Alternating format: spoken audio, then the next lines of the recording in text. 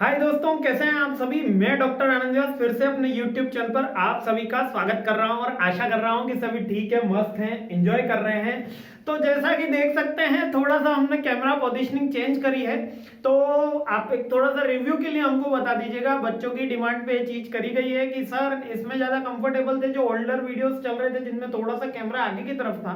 तो कोई आपको यहाँ पे चेंज हो रहा है तो कोई दिक्कत आ रही है, कोई प्रॉब्लम आ रही है कोई क्रिएशन में, तो आप अपनी तरफ से एक बार फीडबैक में लिख दीजिएगा कि कोई प्रॉब्लम है या नहीं है।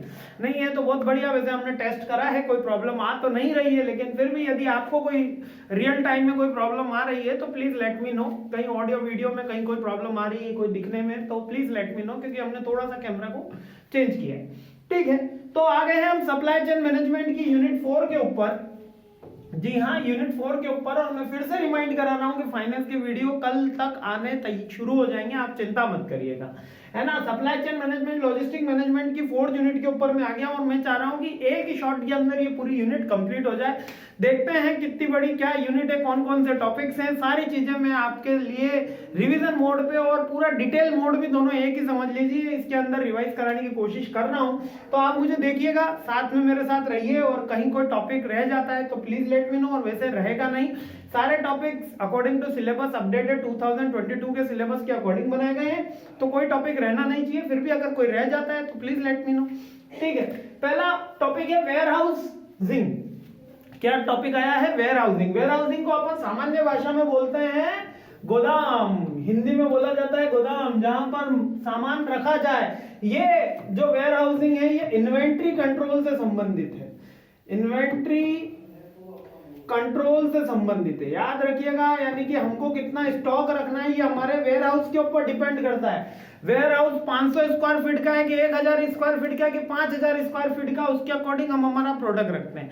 लेकिन वेयर हाउस कितना बड़ा होना चाहिए, कितनी उसकी रिक्वायरमेंट होनी चाहिए, कौन कौन से उसके अंदर फंक्शंस होने चाहिए, कौन कौन सी कारणों से वेयर हाउस बनाया जाता है और किस लिए वेयर हाउस बनाया जाता है, ये हमारे सप्लाई चेन मैनेजमेंट का हिस्सा है। क्योंकि वेयर हाउस जो है वो एक लॉजिस्टिक और सप्लाई चेन डिपार्टमेंट के अंदर एक बहुत इंपॉर्टेंट रोल प्ले करता है। यदि बड़ा वेयर हाउस होगा तो हमको सप्लाई चेन के अंदर कम बंदे, सॉरी ज्यादा बंदे भी हम रख सकते हैं, लेकिन अगर छोटा वेयर हाउस होगा तो हमको कम ही रखने पड़ेंगे। ठीक है, क्लियर है ना। वेयर हाउस मतलब गोदाम। बहुत इससे सिंपल क्या समझाएंगे आप, गोदाम तो हम बचपन से पढ़ते हुए आ रहे हैं। वेयर हाउस में defined as a place used to storage and accumulation of the goods. यहाँ पर केवल स्टोर किया जाए और संग्रहित करके रखा जाए। The function of storage can be carried out the successful with the help of warehouse used to storing of the goods. यानी गुड्स को स्टोर करने की जगह ही वेयर हाउस बोला गया है। अच्छा, वेयर हाउस का ये मतलब नहीं है कि वो शेल्टर नुमाई हो। वेयर हाउस एक खुला गोदाम भी हो सकता है। हम हमेशा गोदाम को हमेशा क्या समझते हैं कि एक बंद कमरा है या बड़ा ब्लॉक है, ऐसी कोई भी बात नहीं होती। वेयर हाउस का मतलब वो जगह जहां सामान स्टोर किया जाता है। अगर वो खुले में स्टोर किया गया है तब भी वो वेयर हाउस ही कहलाएगा, वो लैंड वेयर हाउस ही कहलाएगा। याद रखिएगा, वेयर हाउस का ये मतलब नहीं है कि उसमें बिल्डिंग हो। ये कंसेप्ट की बात रहती है, क्योंकि हम जब भी गोदाम देखते हैं तो एक बिल्डिंग ही हमारे दिमाग के अंदर आता है, लेकिन बिल्डिंग होना कोई जरूरी नहीं है। वो जगह, क्योंकि डेफिनेशन क्या कहती है, जहां पर स्टोर करा जाए, सुरक्षित रखा जाए, तो वो वेयर हाउस कहलाएगा। अब वो खुला भी हो सकता है, आधा खुला आधा बंद भी हो सकता है, पूरा शेल्टर भी हो सकता है, बड़ा भी हो सकता है, छोटा भी हो सकता है। इसमें ऐसी कोई डेफिनेशन में इतने स्क्वायर फीट की बात कही गई है। अब फंक्शंस क्या है वेयर हाउस के, मतलब कि वेयर हाउस क्या क्या काम करता है। वेयर हाउस क्या क्या काम करेगा भैया? स्टोरेज का काम करेगा, स्टोर का काम करेगा, प्राइस स्टेबलाइजेशन का काम करेगा। प्राइस स्टेबलाइजेशन कैसे? जब प्राइस बढ़ती है, याद रखना ये एक इंपॉर्टेंट फंक्शन है वेयर हाउस का। जब प्राइस क्या होती है? इंक्रीज होती है। और सॉरी, यहां पर अपन थोड़ा सा मैं डिमांड के कंसेप्ट से आपको समझाता हूं। जब डिमांड इंक्रीज होती है, अगर किसी भी प्रोडक्ट की डिमांड बढ़ी और अगर सप्लाई कांस्टेंट रह गई, क्या कांस्टेंट रही? सप्लाई कांस्टेंट रह गई, तो उसकी प्राइस बढ़ना 100% तय है। यानी डिमांड इंक्रीज हुई और सप्लाई कांस्टेंट रही तो डिमांड प्राइस बढ़ी जाएगी, यानी कि इन्फ्लेशन आ जाएगा मार्केट के अंदर। क्या हो जाएगा? महंगाई बढ़ जाएगी। जैसे कि मैं एक एग्जांपल देता हूं। एक सब्जी मंडी है, उसमें आज आलू की आवक हो गई, यानी कि पोटैटो की आवक हो गई। रोज 100 टन आते थे, आज 1000 टन आ गए, 10 गुना ज्यादा आवक आ गए। तो जैसे ही वहां पे सप्लाई बढ़ी उसका इंपैक्ट क्या आया, प्राइस कम हो गई क्योंकि डिमांड तो कांस्टेंट बनी हुई। लेकिन अगर इसके ऑपोजिट में बात चलता हूं कि किसी दिन हमें पता चले कि हो सकता है कि जैसे कि अभी कोरोना टाइम पे हुआ था, कोई जो दवाइयां थी उनके डिमांड एकदम से बढ़ गई थी, जो बुखार की दवाइयां थी उनकी डिमांड एकदम से बढ़ गई थी। तो डिमांड बढ़ने से क्या हुआ, सप्लाई उसके पैरेलल बढ़ नहीं पा रही थी। सप्लाई क्यों नहीं बढ़ पा रही थी, क्योंकि प्रोडक्शन की कैपेसिटी एक फिक्स थी कि हम 40 यूनिट ही बना पाएंगे, मैक्सिमम यूटिलाइजेशन करेंगे तो 50 यूनिट बनेगी, और डिमांड जहां पर 1000 यूनिट पहुंच चुकी है और सप्लाई हमारी 40-50 यूनिट पे ही है। तो क्या हो रहा था, रेगुलर प्राइस हाइक हो रही थी। लेकिन अगर हमारे पास एक ऐसा गोदाम होता जहां पर हम दवाइयों को स्टोर करके रखते, वेयर हाउस होता जहां पर स्टोर करके रखते उस बुरे समय के लिए जो आने वाला है, तो अगर ये सप्लाई यदि डिमांड के पैरेलल बढ़ जाती है तो प्राइस पे उसका इफेक्ट नहीं आता। याद रखिएगा, अगर सप्लाई के पैरेलल यदि डिमांड के पैरेलल यदि सप्लाई बढ़ गई तो प्राइस पे उसका इफेक्ट नहीं आएगा, प्राइस नॉर्मल बनी रहेगी। यानी कि मार्केट में यदि डिमांड बढ़ रही है आलू की और उसके अकॉर्डिंग अगर हम सप्लाई भी बढ़ाते हैं आलू की तो प्राइस पे ज्यादा इफेक्ट नहीं आने वाला।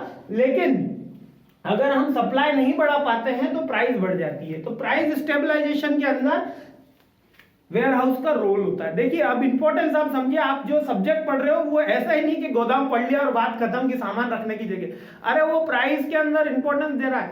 अगर मान लीजिए कि मार्केट के अंदर 1000 यूनिट की डिमांड हो गई और आपके पास 20 यूनिट है तो आप एक बार तो बचा पाओगे, लेकिन आप डिमांड मैच नहीं कर पाओगे, जिससे क्या होगा, प्रोडक्ट सब्सटीट्यूशन इफेक्ट लागू होगा और बंदा दूसरे प्रोडक्ट को चूज करने लग जाएगा। जैसे मैं गया, ठीक है, मैंने चलो कोई शर्ट लेने के लिए गया, एलन सोली की शर्ट लेने के लिए गया ब्रांडेड, ठीक है कि भैया एलन सोली की शर्ट लेने के लिए जाते हैं, दुकान पे गए, शोरूम पे देखा एलन सोली की मेरे साइज की शर्ट ही अवेलेबल नहीं है। जब वो शर्ट अवेलेबल नहीं है तो मैं जॉन प्लेयर की शर्ट पे चला गया, मैं ली कूपर की शर्ट पे चला गया, मैं दूसरे प्रोडक्ट के ब्रांड की शर्ट्स पे चला गया। तो अगली बार जो मेरी डिमांड इमर्ज होगी वो ली कूपर ब्रांड की डिमांड इमर्ज होगी, है ना, जॉन प्लेयर या ली कूपर ब्रांड की इमर्ज होगी। आपकी एलन सोली की डिमांड बंद हो जाएगी। यानी वेयर हाउस क्या है, आपकी डिमांड भी मेंटेन करने का काम करता है। अगर वो सही नहीं है तो दिक्कत आएगी। एक रिस्क यानी कि आपकी सप्लाई जो प्रोडक्शन है वो होगा कि नहीं होगा, आप ऑन टाइम डिलीवरी कर पाओगे, रिस्क के भी काम करता है, फाइनेंसिंग के भी काम करता है। फाइनेंसिंग का मतलब है कि लोग वेयर हाउस पे क्या ले सकते हैं, लोन ले सकते हैं।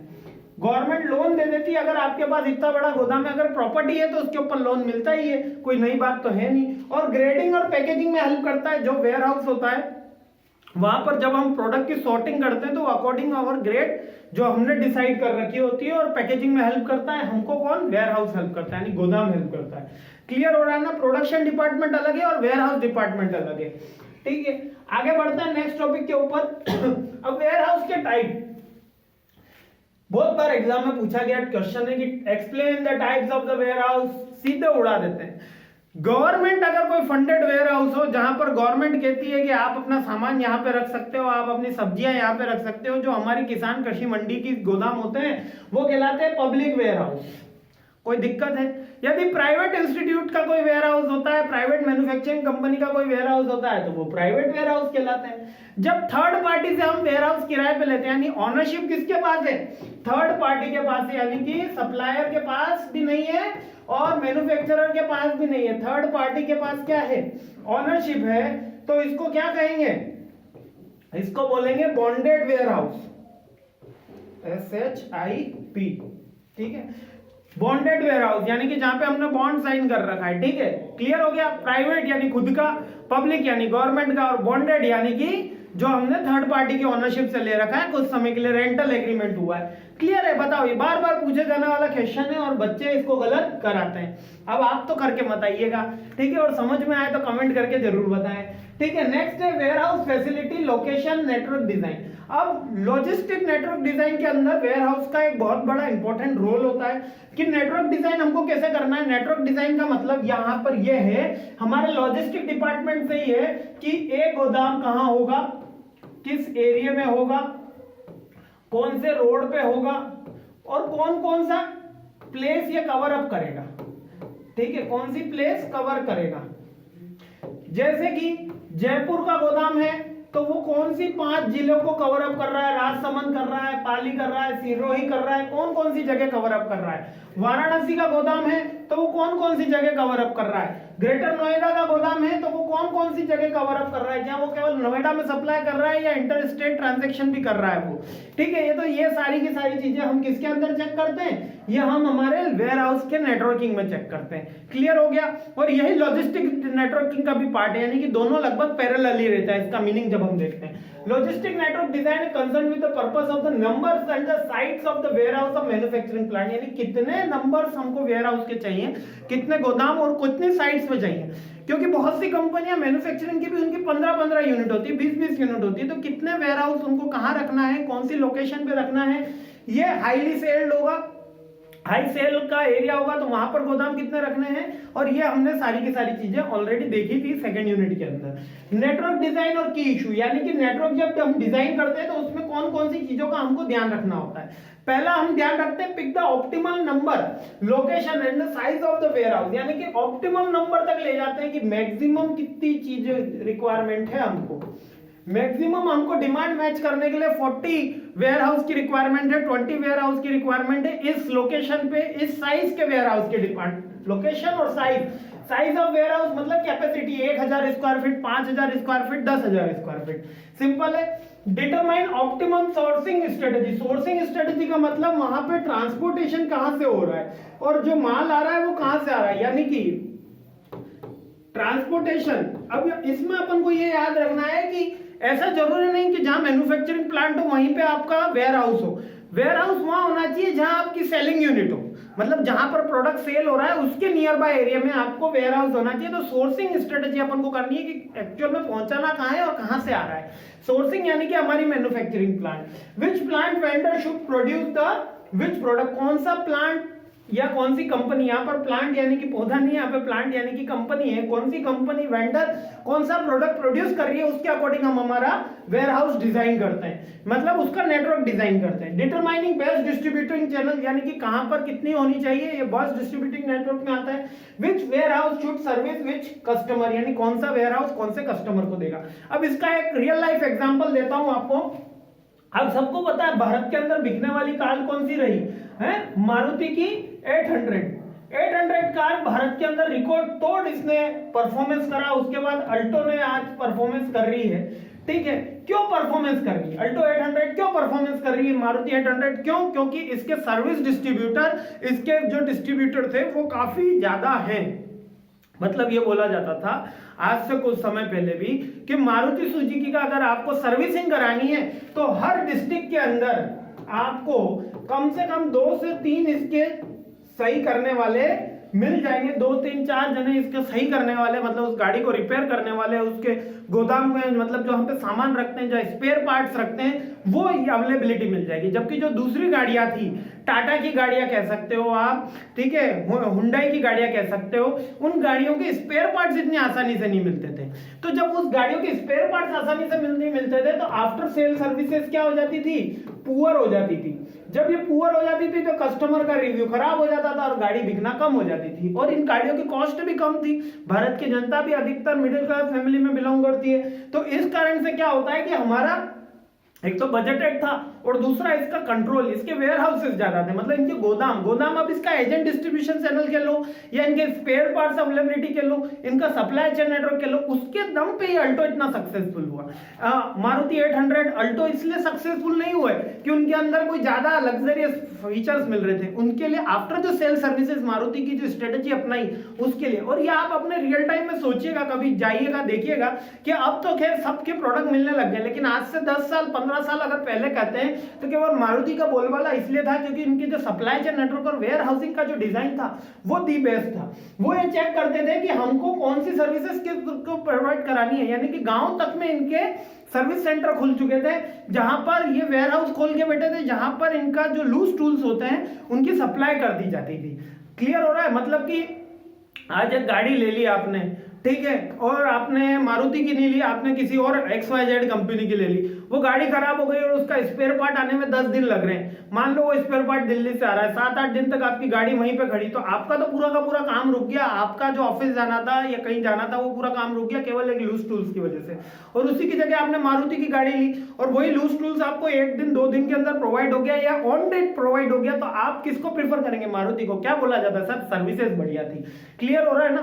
तो this is the most important thing with warehouse. आप इसको ऐसा हल्के में मत लीजिएगा, टॉपिक बड़ा हल्का है, समझने में इजी है, लेकिन जब हम प्रैक्टिकल लाइफ में इसका इंप्लीमेंटेशन करते हैं तो वेयर हाउस की एक अलग ही इंपॉर्टेंस है।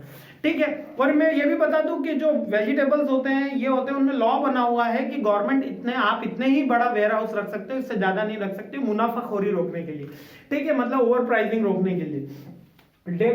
Data for network design. अब ये जो नेटवर्क डिजाइन हमने करी है कि वेयर हाउस कितने रखने हैं, लॉजिस्टिक डिपार्टमेंट में कितने हमको बस ट्रक से कितने पहुंचाने हैं, हमको कितना ट्रांसपोर्टेशन फैसिलिटी चाहिए होगी, कितने हमको इसके अंदर एजेंट डिस्ट्रीब्यूटर सप्लायर चाहिए होंगे, ये तो सप्लाई चेन का हिस्सा हो गई। लेकिन जब हम लॉजिस्टिक में देख रहे हैं कि कहां पर कौन सी चीज हमको डिजाइन करनी है, कि माल दिल्ली से चला तो पहले राजस्थान जाएगा कि पहले MP जाएगा कि पहले हिमाचल जाएगा, कहां जाएगा ये, और हिमाचल से MP और राजस्थान जाएगा, या राजस्थान से MP और हिमाचल जाएगा, या MP से राजस्थान और राजस्थान से हिमाचल जाएगा, क्या नेटवर्क का हमारा डिजाइन रहेगा, इसके लिए कौन कौन से डेटा की रिक्वायरमेंट होती है वो बता रहा हूं। पहला the listing of the all product, यानी कि एक लिस्ट बनाएंगे हम सारे प्रोडक्ट की कि भाई ये सारे हमारे प्रोडक्ट हैं, इनको हमको डिस्ट्रीब्यूट करना है। Location of the customer stocking points यानी कि अपना वेयर हाउस ही जहां पर हम स्टोर करके रख रहे हैं। ठीक है, या रुकने की व्यवस्था भी आप इसको बोल सकते हो। लोकेशन, कौन कौन से कस्टमर कहां पर अवेलेबल है। डिमांड और इफ प्रोडक्ट, यानी कि प्रोडक्ट की डिमांड कौन सी जगह ज्यादा है, हिमाचल प्रदेश में ज्यादा है कि राजस्थान में ज्यादा है कि MP में ज्यादा है। जहां पर ज्यादा होगी वहां पर मेरे को सप्लाई चेन ज्यादा स्ट्रॉन्ग करनी पड़ेगी, ट्रांसपोर्टेशन की रेट्स क्या है, क्या वहां पर लैंड ट्रेन अवेलेबल है कि नहीं है, हाईवे अवेलेबल है कि नहीं है, वेयर हाउसिंग की कॉस्ट क्या आ रही, गोदाम का किराया क्या लग रहा है, शिपमेंट की साइज क्या होगी। वैसे तो आपने कंटेनराइजेशन की अपन ने जब थ्योरी पढ़ी थी, थोड़ा सा टंग ट्विस्ट हो गई। ठीक है, और कंटेनराइजेशन की थ्योरी के अंदर हमने देखा था कि शिपमेंट की साइज तो वैसे फिक्स होती है, लेकिन फिर भी अपन चेक करते हैं। ठीक है, ऑर्डर पैटर्न्स भी कितने फ्रीक्वेंसी में EOQ आ रहा है, इकोनॉमिक ऑर्डर क्वांटिटी क्या निकल कर आ रही है, ये सारी की सारी चीजें चेक करते हैं। ऑर्डर प्रोसेसिंग की कॉस्ट चेक करते हैं, कस्टमर सर्विस के गोल्स चेक करते हैं, यानी कस्टमर हमको पहुंचाना ही है। जैसे कि मैंने आपको बोला था कि एक प्रॉम्प्ट जगह हो, प्रॉम्प्ट जगह मतलब कि उसका इफेक्ट पूरे इंडिया पे आता हो। अगर आप कोई प्रोडक्ट मुंबई में सप्लाई कर रहे हो तो उसका इफेक्ट मुंबई और दिल्ली महानगर में कोई चीज सप्लाई होती है तो उसका इफेक्ट ज्यादा लार्जर स्केल पे आता है, क्योंकि वहां पर नंबर ऑफ कस्टमर ज्यादा है, वहां पर आपकी रीच ज्यादा होगी, वहां पर गुडविल क्रिएशन ज्यादा होगा।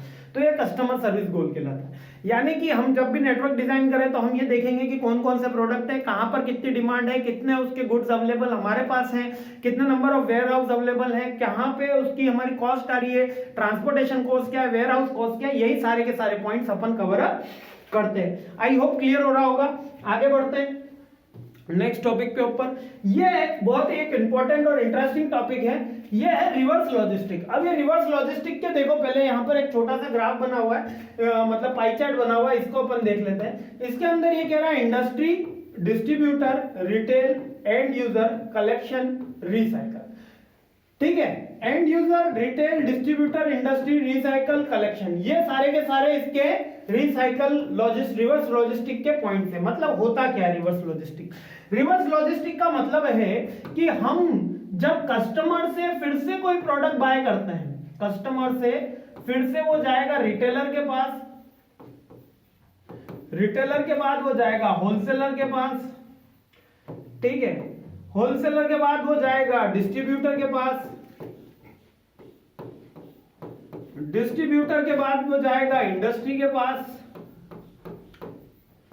और इंडस्ट्री के बाद वो जाता है रिसाइकल प्लांट में, रिसाइकल प्लांट में। जैसे कि हमने यहां पे देखा, कहां पे देखा, यहां पे देखा। ठीक है, रिसाइकल प्लांट के अंदर, हाँ ये हाँ ठीक है, रिसाइकल प्लांट के अंदर वो प्रोडक्ट पहुंच गया। यानी कस्टमर से हमने प्रोडक्ट लिया और रिसाइकल प्लांट तक पहुंचा। जैसे कि आप कह सकते हो कोल्ड ड्रिंक की बोतल, कोल्ड ड्रिंक की बोतल क्या होती है, वो वापस ले लेता, भैया यहीं पियोगे तो ऐसा, वरना कि वो 5 रुपए उसके एक्स्ट्रा, तो अपन क्या सोचते हैं वहीं पी के खत्म करो यार। वैसे कोल्ड ड्रिंक पीनी नहीं चाहिए, मेरा व्यक्तिगत एक्सपीरियंस है, मैं आपको बोल देता हूँ, दूध पीजिए, कोल्ड ड्रिंक ना कीजिए, गन्ने का जूस पीजिए, कोल्ड ड्रिंक ना कीजिए, देसी छाछ पीजिए, कोल्ड ड्रिंक ना कीजिए। बहुत सारी चीजें हैं, कोल्ड ड्रिंक का अल्टरनेटिव काफी सारे आ गए हैं आजकल, तो मिल्क भी अवेलेबल है, अमूल मिल्क काफी टेस्टी रहता है वैसे वो, ठीक है, तो अमूल मिल्क भी अवेलेबल है, तो वो चीजें पीजिए, कोल्ड ड्रिंक ना पीजिए। लेकिन रिवर्स लॉजिस्टिक का एक एग्जांपल है कोल्ड ड्रिंक। इसके अंदर हम जो ग्लास की बोतल होती है वो कस्टमर रिटेलर को देता है, रिटेलर होलसेलर को देता है, होलसेलर डिस्ट्रीब्यूटर इंडस्ट्री और रिसाइकलिंग प्लांट में चली जाती है, जिससे वो वापस से क्लीन होती है, जो टूटी हुई होती है वो वापस से श्रंक होके यूज हो जाती है और फिर से उसकी बोतल बनाई जाती है, तो ये रिसाइकलिंग प्लांट के अंदर बैठी जाती है। तो रिवर्स लॉजिस्टिक का तो एक एग्जाम्पल है कि रिसाइकलिंग प्लांट में। लेकिन जब कस्टमर क्या करता है, कस्टमर कोई चीज रिटर्न कर रहा होता है, क्या कर रहा होता है, रिटर्न कर रहा होता है। जैसे कि कोई वारंटी के अंदर प्रोडक्ट है और वो हमको रिटर्न करना है वापस से, वो प्रोडक्ट फिर से डिस्ट्रीब्यूटर तक, प्रोड्यूसर तक पहुंचता है, सेम वे फॉलो किया जाता है और रिसाइकलिंग प्लांट तक वो चीज अमेंडमेंट करके हम तक पहुंचाई जाती है, यानी कि ठीक करके पहुंचाई जाती है। तो इसके अंदर इस लॉजिस्टिक डिपार्टमेंट को रिवर्स लॉजिस्टिक बोलते हैं। एक तो नॉर्मल लॉजिस्टिक है जिसके अंदर सप्लायर को तक पहुंच रहा है, सप्लायर डिस्ट्रीब्यूटर को दे रहा है, डिस्ट्रीब्यूटर जो है वो होलसेलर, रिटेलर और कस्टमर तक प्रोडक्ट पहुंचाता है, वो नॉर्मल है। लेकिन जब कस्टमर रिटर्न कर रहा होता है प्रोडक्ट, या कस्टमर रीपे कर रहा होता है रिसाइकल पर्पज से या रिटर्न पर्पज से, तो वो रिवर्स लॉजिस्टिक कहलाता है। क्लियर हो गया ना?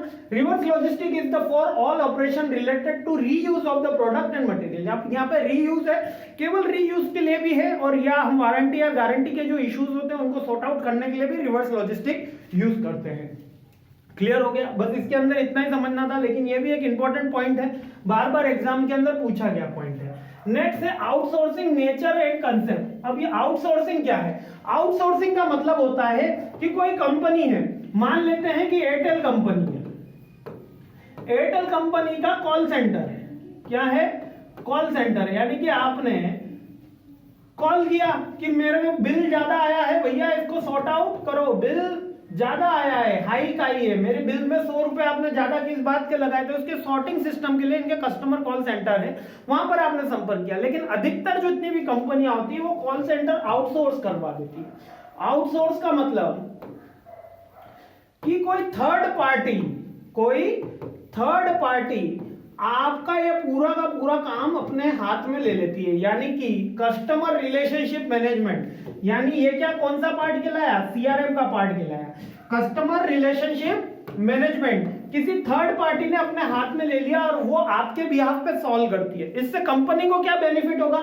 एयरटेल कंपनी को यह बेनिफिट होगा कि वो जो इसका मेन बिजनेस है, मेन बिजनेस क्या है? आपको सर्विसेज प्रोवाइड कराना, ज्यादा ज्यादा कस्टमर जोड़ना, उनको डेटा प्रोवाइड कराना, कौन से उनके प्लान में कहां पर उसके डिस्ट्रीब्यूशन नेटवर्क कराने, कहां पर टावर लगाने हैं, कितने टावर और उनकी कैपेसिटी बढ़ानी है, 4G की जगह 5G अपग्रेडेशन चल रहा है, तो कौन सी चीजें इनको करनी है, ये सारा का सारा काम एयरटेल का। तो इसके साथ कस्टमर सर्विस भी देना जरूरी है, लेकिन कस्टमर सर्विस पे अगर ये ज्यादा फोकस करेंगे तो इनका जो मेन बिजनेस है, मैक्सिमाइजेशन ऑफ द प्रॉफिट, जो इनका मेन एम है, वो कहीं वीक हो जाता है। और इनको आउटसोर्स करने से क्या हो जाती है? कॉस्ट भी कम आ जाती है। अब मान लो कि एक कंपनी है जो 20 आदमियों के साथ काम कर रही है, कितने आदमियों के साथ? 20 मेंबर्स के साथ। तो वो एक स्टेट या एक डिस्ट्रिक्ट मान लेते हैं, एक डिस्ट्रिक्ट का आप कॉल सेंटर लेके बैठे केवल 20 आदमियों के साथ, तो आप उनको 5000 कॉल, 1000 कॉल, 10,000 कॉल्स पे ऐसे अनुबंधित कर सकते हो ठेके पे, कि 10,000 कॉल आप एयरटेल के करोगे और उसमें इतने कस्टमर सेटिस्फाइड होने चाहिए। आप उनको प्रॉपर ट्रेनिंग दी जाएगी एयरटेल ऑफिसर्स के थ्रू, उनको प्रॉपर गाइडेंस दिया जाएगा, उनको प्रॉपर अथॉरिटी दी जाएगी कि वो एयरटेल के बिहाफ पे कोई डिसीजन ले सके। लेकिन ये इन्होंने अपनी सर्विसेज को क्या करा है? आउटसोर्स करा है। इसका मतलब कि जब कंपनी खुद काम नहीं करती, दूसरे बंदे से कोई काम कराती है, थर्ड पार्टी से कोई काम कराती है एग्जिस्टिंग सर्विसेज का, तो उसको आउटसोर्सिंग बोलते हैं। आउट यानी बाहर से मंगवा लेना। जैसे आजकल हो गया है ना, अरे आज खाने में क्या बनाए, जोमेटो करो, स्विगी करो, तो वो क्या है? आउटसोर्स है, हमने बाहर से खाना मंगवा लिया, वो क्या हुआ? आउटसोर्स हुआ। यही एयरटेल बड़ी बड़ी कंपनियां करती है। अब इसके अंदर supply chain logistics, supply chain department एक बहुत बड़ा कंसर्न है, जिसके अंदर कंपनी सप्लाई चेन भी और इसके अलावा लॉजिस्टिक डिपार्टमेंट भी आउटसोर्स करती हैं, यानी कि जो भी ट्रांसपोर्टेशन होगा वो छोटी कंपनियां कभी भी खुद के लिए नेटवर्क नहीं डिजाइन करती। आज मान लेते हैं कि मैं एक कंपनी खोलता हूं और मेरी जो सेल है वो पूरे साल भर की केवल 2000 यूनिट है। 2000 यूनिट किसी प्रोडक्ट के बेचता हूं और इस प्रोडक्ट की कॉस्ट 1000 रुपीज है। मान लेते हैं कि एक आनंद करके एक कंपनी मार्केट में आई जो 2000 यूनिट बेच रही पूरे साल भर के। अब इसके लिए मैं लॉजिस्टिक डिपार्टमेंट एक ट्रक अगर खरीदने बैठ गया और उसको डिस्ट्रीब्यूशन चैनल पे लगा दिया तो हो गया मेरी इस कंपनी का कल्याण। यानी कि कंपनी कभी भी प्रॉफिट में नहीं आ सकती शॉर्ट टर्म के अंदर, तो जब तक इसकी सेल्स ग्रोथ नहीं हो। लेकिन स्टार्टिंग में हमको हमारा सप्लाई चेन, हमको हमारा लॉजिस्टिक डिपार्टमेंट क्या करना पड़ता है, आउटसोर्स करना पड़ता है, यानी कि दूसरी कंपनियों के ऊपर डिपेंड करके काम करवाना पड़ता है। यही पूरा का पूरा आउटसोर्सिंग कहलाती है। आई होप आपको क्लियर हो गया है, ठीक है। अब आगे बढ़ते हैं इसके अंदर स्ट्रेटेजिक डिसीजन ऑफ आउटसोर्सिंग। अब ये स्ट्रेटेजिक डिसीजन पे मुझे थ्योरी मिली थी, लेकिन मैंने ईमानदारी से कहा कि स्ट्रेटेजिक डिसीजन जब हमको आउटसोर्सिंग का कोई डिसीजन लेना है तो उसमें हमको ये देखना होगा उसके एडवांटेज क्या है और डिसएडवांटेज क्या है। तो आउटसोर्सिंग के अपन पहले एडवांटेजेस पे बात करते हैं कि एडवांटेजेस क्या है। सबसे पहले एडवांटेज क्या है कि कॉस्ट एडवांटेज होता है। सबसे पहला एडवांटेज इसके अंदर ये है कि हमको कॉस्ट जो होती है वो कम मिलती है ना। मैं खुद अगर छोटी कंपनियों के लिए सबसे ज्यादा बेनिफिशियरी होता है, ठीक है। और इसके अलावा एक्सपोर्ट में हेल्प मिल जाती है, ठीक है। लो मैन पावर की कॉस्ट आ जाती है। एक्सपर्ट हमको मिल जाते हैं जिनका काम ही यही होता है एक जगह से दूसरी जगह सामान पहुंचाना। तो जो डेली रूटीन में उनको प्रॉब्लम्स आती है, जो फेसेस करते हैं, जो प्रोफेशनलिज्म वो अपनाते हैं कि कोई प्रोडक्ट रॉन्गली डिलीवर ना हो, कोई प्रोडक्ट स्लो डिलीवर ना हो, वो हमको एक एक्सपर्ट सुविधाएं मिल जाती हैं जब भी हम कोई चीज अच्छा ये आउटसोर्स मैंने केवल लॉजिस्टिक में लिया, ये एयरटेल का आप कस्टमर कॉल सेंटर भी ले सकते हो, एनीथिंग आप ले सकते हो। मैंने आपको एग्जांपल दिया, एयरटेल के खुद के भी हैं और उन्होंने आउटसोर्स भी कर रखा है, तो मैंने आपको एक एग्जांपल दिया सर्विसेज का, ठीक है। हम हमारी कोर प्रोसेस पे वर्क कर सकते हैं, यानी कि जो हमारा प्रोडक्शन का प्रोसेस है और हमारा प्रॉफिट मैक्सिमाइजेशन है, हम उनके ऊपर वर्क कर सकते हैं अगर हम आउटसोर्स करा लेते हैं। ये मैं सारे एडवांटेजेस आपको बता रहा हूं, ठीक है। एफिशिएंटली हमारा मैनेजमेंट स्टाफ जो है वो वर्क कर सकता है और प्रोडक्टिविटी हमारी बढ़ सकती है और नॉलेज को हम शेयर कर सकते हैं, ठीक है। प्रोडक्टिविटी बढ़ेगी, नॉलेज शेयर होगा, कॉस्ट कम होगी, एम्प्लॉयमेंट अपॉर्चुनिटी क्रिएट होगी अदर पार्टीज के लिए, और क्या होगा, प्रोफेशनलिज्म की हेल्प मिल जाएगी हमको। और यहीं पे इसके नुकसान भी है क्योंकि सिक्योरिटी पर्सन भी रहेगा, और कितना भी हो एक घर की चीज तो घर की ही होती है और बाहर की ही होती है। तो अगर आप बाहर से कुछ चीज मंगवा रहे हैं तो उसकी क्वालिटी एश्योरेंस तो हमेशा दिक्कत आएगी ही आएगी, है ना। तो यहाँ पर लैक और कस्टमर फोकस, अब इन कंपनियों का फोकस क्या होता है, आपके ऊपर डिलीवर करने में होता है, और हमारा भी कस्टमर के ऊपर से फोकस हट जाता है यदि हम उनके आफ्टर सेल सर्विसेज को क्या कर रहे हैं, वो कर रहे हैं, आउटसोर्स कर रहे हैं, है ना। थ्रेट ऑफ सिक्योरिटी, यानी कि सिक्योरिटी का पर्पस, यानी कि जो कॉन्फिडेंशियलिटी होती है वो गोपनीयता वो हट जाती है क्योंकि हम प्रोडक्ट को आउटसोर्स कर रहे हैं। तो सब जन जानते हैं कंपनी ने कितना प्रोडक्ट सेल करा है, 2000 यूनिट सेल करा है। क्यों? क्योंकि सब कुछ तो लॉजिस्टिक डिपार्टमेंट थर्ड पार्टी कर रही है, ठीक है। डिससेटिस्फाइंग सर्विस होगी तो दिक्कत आ जाता है। इथिकल इश्यूज भी, क्योंकि इनका डेटा हमको किसी और को प्रोवाइड कराना पड़ता है, तो ये इथिकल कंसर्न की भी बात है। अदर डिसएडवांटेज क्या हो सकती है, पुअर क्वालिटी मिल सकती है, सर्विसेज मिल सकती है, मिसअंडरस्टैंडिंग हो सकती है, मिसकम्युनिकेशन हो सकता है, लेकिन इसका प्रॉपर सॉल्यूशन नहीं हो सकता और कंपनी की गुडविल के ऊपर धब्बा लगता है अगर कोई कंपनी के नाम के ऊपर खराब कर रहा है। यानी कि मैंने एयरटेल कस्टमर सर्विस पे फोन किया और उसने मेरे को सही से रिस्पॉन्स नहीं दिया, तो मैंने क्या बोला, एयरटेल की सर्विसेज खराब है, लेकिन वो एयरटेल की सर्विस नहीं थी, वो उस पर्टिकुलर XYZ की कंपनी की सर्विस थी। तो यहाँ पे मॉनिटरिंग करना, ऑडिट करना एक थोड़ा टफ टास्क हो जाता है क्योंकि उन्होंने नंबर ऑफ कॉल्स हमको प्रोवाइड कराया, हैप्पी रिस्पॉन्स बताया, रॉन्ग रिस्पॉन्स तो कभी बताते नहीं है। इथिकल इश्यूज भी, हमारा डेटा हर जगह शेयर हो जाता है, योर हम इसमें सिक्योरिटी कंसर्न भी रहता है, कॉन्फिडेंशियलिटी भी लो रहती है, ये डिसएडवांटेज है। ये सब सोचने के बाद कि हमारी कॉस्ट कितनी आ रही है और हमारा डिसीजन लेना चाहिए कि नहीं लेना चाहिए, यही कहलाता है हमारा स्ट्रेटेजिक डिसीजन टू आउटसोर्सिंग, कि हमको आउटसोर्सिंग किसी प्रोडक्ट सर्विसेज के लिए करनी चाहिए कि नहीं करनी चाहिए। ये एडवांटेजेस कंसर्न करेंगे, ये डिसएडवांटेज कंसर्न करेंगे, इनमें जिसका पलड़ा भारी होगा वो डिसीजन लिया जाता है। क्लियर हो रहा है ना। देखो बहुत सारी चीजें हैं, बहुत सारा बात बतानी होती है तो वीडियो लंबा हो ही जाता है। अब है थर्ड पार्टी लॉजिस्टिक, जल्दी से 2 पॉइंट और होंगे, थर्ड और फोर्थ पार्टी लॉजिस्टिक भी होगा, जल्दी से दोनों को समझ लेते हैं। थर्ड पार्टी लॉजिस्टिक क्या होता है, जब हम हमारे लॉजिस्टिक डिपार्टमेंट को यानी कि ट्रांसपोर्टेशन ट्रांसपोर्टेशन को क्या करा है, आउटसोर्स कर लिया। यानी इस ट्रांसपोर्टेशन यहां से एक्स पॉइंट से लेकर वाई पॉइंट तक सामान को भिजवाना है, बाय रोड भिजवाना है। मान लेते हैं एक एग्जांपल ले रहा हूं, और ये ट्रांसपोर्टेशन को मैंने आउटसोर्स कर लिया है। इस ट्रांसपोर्टेशन को जो ये मान लो कि बाय ट्रक जा रहा है, बाय कार जा रहा है, चलो बाय कार कोई प्रोडक्ट जा रहा है, बाय हेवी व्हीकल नहीं जा रहा है, बाय कार कोई प्रोडक्ट जा रहा है, और इस प्रोसेस कार को मैंने आउटसोर्स करा है। मींस कि ये एक जॉइंट कार है जिसके अंदर ये प्रोडक्ट्स हमारे जा रहे हैं। कोई व्हीकल है, कोई हेवी व्हीकल है, कुछ भी ले सकते हैं, ट्रक ले सकते हैं। इस प्रोसेस को थर्ड पार्टी लॉजिस्टिक कहते हैं। क्या कहते हैं? Third party logistic. Third party logistic का मतलब कि आपका जो लॉजिस्टिक डिपार्टमेंट है वो आप खुद टैकल नहीं कर रहे हो, वो आपने किसी को आउटसोर्स दे दिया है। आप क्या बोलोगे उसको कि ये प्रोडक्ट इस पर्टिकुलर एड्रेस पे डिलीवर कर देना, ये प्रोडक्ट इस पर्टिकुलर एड्रेस पे डिलीवर कर देना। तो ये पूरा का पूरा क्या हुआ? थर्ड पार्टी लॉजिस्टिक डिपार्टमेंट हुआ। क्लियर हो गया? ये थर्ड पार्टी लॉजिस्टिक डिपार्टमेंट करना क्यों जरूरी है? छोटी फर्म के लिए करना बहुत जरूरी होता है ना, ताकि वो अपने प्रोडक्ट को आउटसोर्स करा सके, क्विकली डिलीवर करा सके और उनको कॉस्ट कम है। ठीक है। और अगला क्या है? Fourth party logistic. अभी तक तो हमने थर्ड पार्टी तक ही पढ़ा था कि जीवन में केवल 3 ही लोग हैं, पर ये अपन को पता है फोर्थ पार्टी लॉजिस्टिक का मतलब क्या है। अब यहां पर देखिएगा, सेम था, एक्स को प्रोडक्ट को वाई जगह तक डिलीवर करना है। ठीक है। इसका ट्रांसपोर्टेशन मैंने किसी को दिया है, ट्रांसपोर्टेशन मैंने किसी एक मान लेते हैं एबीसी कंपनी को अलॉट कर दिया, तो ये हो गया हमारा थर्ड पार्टी। ठीक है। ये क्या हो गया? Third party logistic. ठीक है।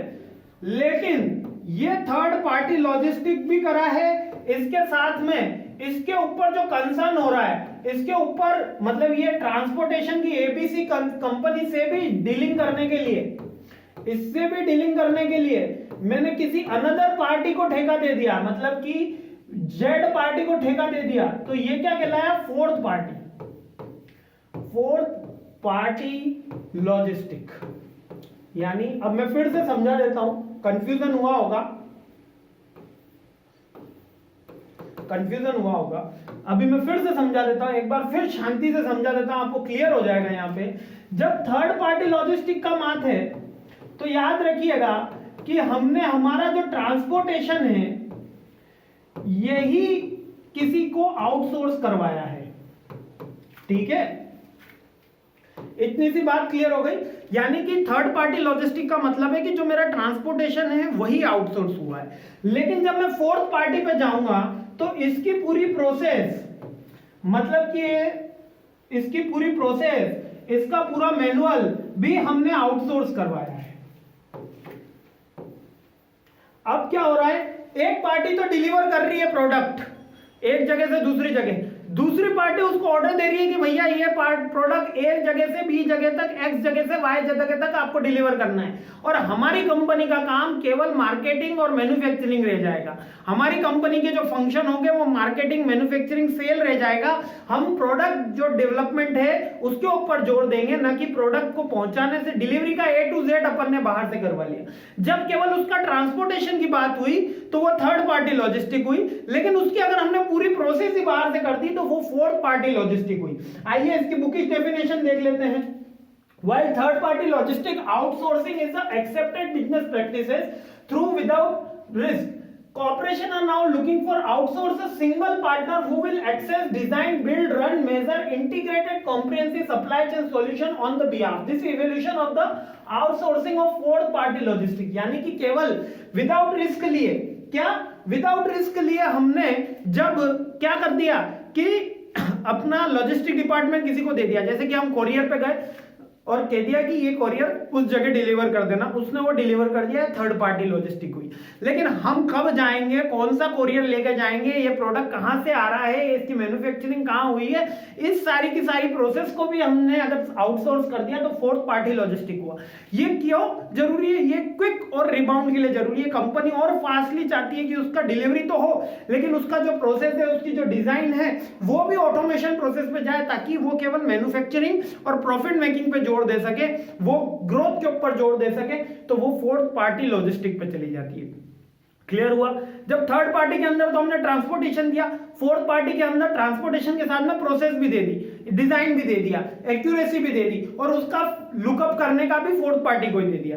क्लियर है ना? मतलब बॉस एक एम्प्लॉय रखा वो थर्ड पार्टी, और एम्प्लॉय के ऊपर बॉस रख दिया वो फोर्थ पार्टी, और मैनेजर अलग है।